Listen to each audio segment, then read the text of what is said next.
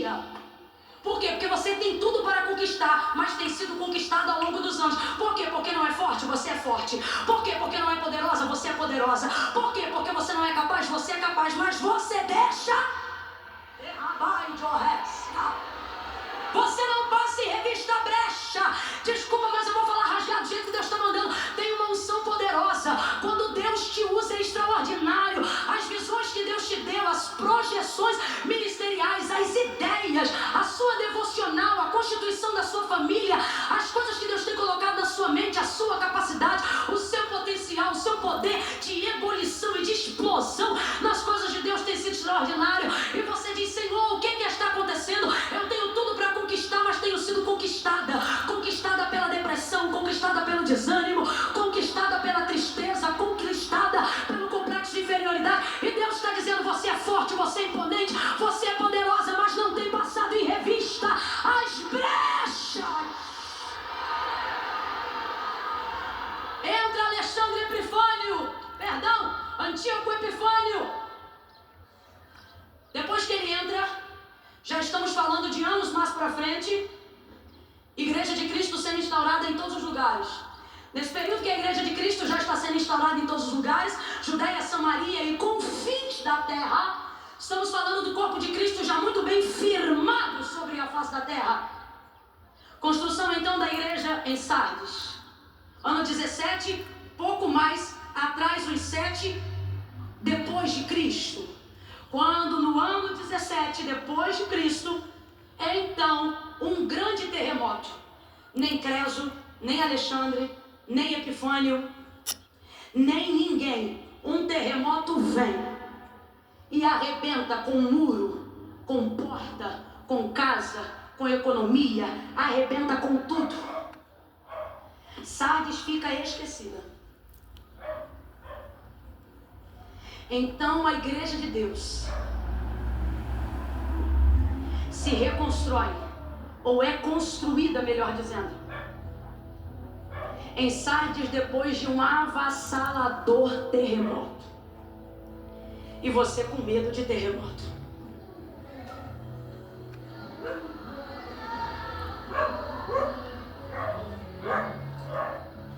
Para eu beber água mais tranquilo, se você ficar me secando, pega na mão de alguém e diga assim: não tenha medo do terremoto. Olhe para quem está do teu lado e diz assim: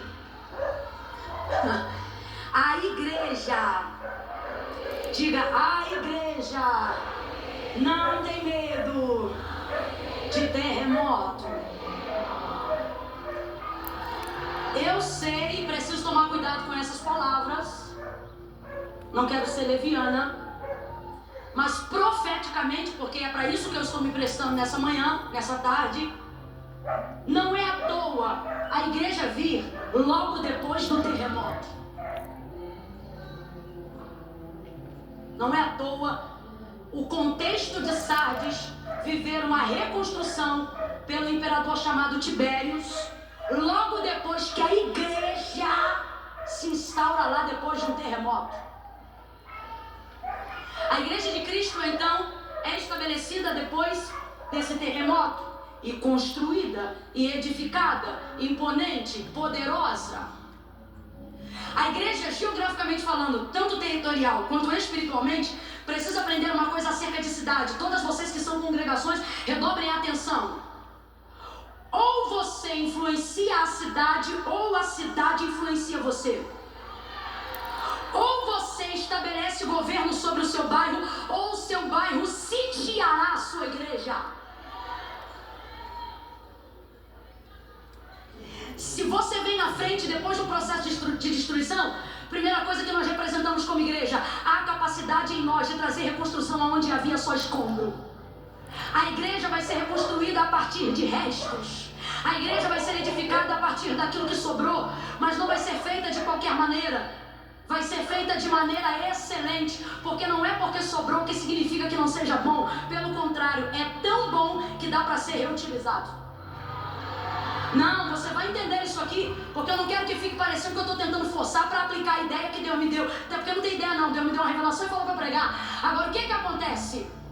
Quando o Senhor tipifica Israel, e a gente vê na visão de Zacarias, o sumo sacerdote Josué, todo sujo, representando a condição pecaminosa de Israel, porque havia se revirado na lama da idolatria. Numa visão, Zacarias recebe uma revelação. Deus vai dar a ele o entendimento de qual é a realidade espiritual de Israel diante de Deus. Ele vê um tribunal. Diante do tribunal, ele vê um que se lhe opunha à direita. Num tribunal de cultura judaizante, nós estamos falando do promotor ou do acusador. Então quem é ele? O diabo. Tribunal, diabo. O trono, no meio. No meio, Josué aparece com a mitra toda suja, porque está representando os pecados de Israel e a sua conduta de apostasia. Aparecendo então no tribunal para ser julgado, representando Israel. O tempo todo diz o texto que na visão de Zacarias, Deus quer liberar uma palavra que vai redimir a casa de Judá, para limpar, para perdoar. Só que o texto diz que todas as vezes que isso vai acontecer, o que se lhe opunha à direita, o acusador, abrir a boca para poder lançar os pecados de Israel, a fim de que ela não fosse abençoada, a fim de que ela vivesse debaixo da sua culpa. E então, na visão, Zacarias diz que olha, e Deus no seu tribunal vai olhar então para o que se opunha à direita e vai calá-lo, dizendo assim: basta, Satanás. Isso é lindo, mas sabe o que eu acho mais lindo? Então ele se vira para Josué, que tipifica Israel, que não está numa condição boa, mas está numa condição deplorável, arrasada, destruída, abalada, sobre escombros. E diz assim: não é esta, é Deus justificando Israel por causa de Josué, não é esta um tição tirado do fogo? Sabe o que é tição? Pedaço de viga de madeira que uma vez lançada ao fogo, queimou até que se escureceu completamente. Ficou tão escura, tão escura, tão escura, que quem passa de banda pensa que é lixo. Só que alguém que trabalha com obra, alguém que trabalha com construção, normalmente anda no meio dos escombros com um martelinho na mão, dando-lhe uma tacada. Aonde está aquilo? Quebrou, rachou, não presta. Mas tem viga de madeira que é tão boa que por mais que ela esteja queimada do lado de fora, ela preserva a solidez do lado de dentro. Aí quando o camarada vai lá e pega o martelo para dar uma chapuletada, para ver qual é a condição dela, ele diz: ó, isso aqui está queimado, mas é um tição. Ou melhor, ele diz: isso aqui é um tição, mas ainda serve para ser viga. Isso aqui é um tição, mas ainda serve para ser coluna. Isso aqui é um tição, mas ainda serve para ser umbral. Isso aqui é um tição, mas ainda serve para ser portal. Aí alguém pergunta: joga no lixo? Ele: não, pega o resto. Por quê? Quem que Deus está dizendo quando olha para Josué representando Israel e diz: não é esta um tição tirado do fogo? Ele está dizendo: está queimada, vacilou, errou, mas tem estrutura, eu vou usar. Dá para usar, dá para usar. Pega na mão de quem está do teu lado. Eu estou sentindo a graça de Deus aqui, irmãos. Pega na mão de quem está do teu lado, sacode essa pessoa e diga: você sobreviveu para Deus usar. Quem está contigo sobreviveu para Deus usar. Está queimado, mas ainda tem estrutura. Foi queimado, mas ainda tem valor. Foi chamuscado, mas ainda aguenta a obra. Foi torturado, mas ainda vai dar caldo. Está mexido, mas ainda vai glorificar Deus. Ainda será a viga dos terremotos. Ainda será a reconstrução e as bases do que Deus tem para fazer.